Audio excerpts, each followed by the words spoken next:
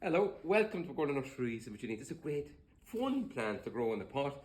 It's lattice willow. We do them in all sorts of shapes and sizes. That's another one there as well. That's the gherkin shape, which is unusual but lovely in a pot, or out in beds and borders if you want.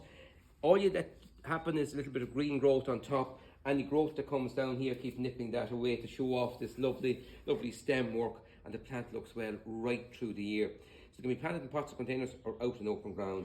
This one we've set it into the middle of a pot, and we put at the bottom a lovely ornamental grass. This is Uncinia EVERFLAME, and it remains evergreen right through the year and complements the lovely lattice willow on top. So just a nice idea for a very simple pot combo, sitting on a patio or deck, at a doorway if you want, or out in the bed or border, and some lower planting underneath.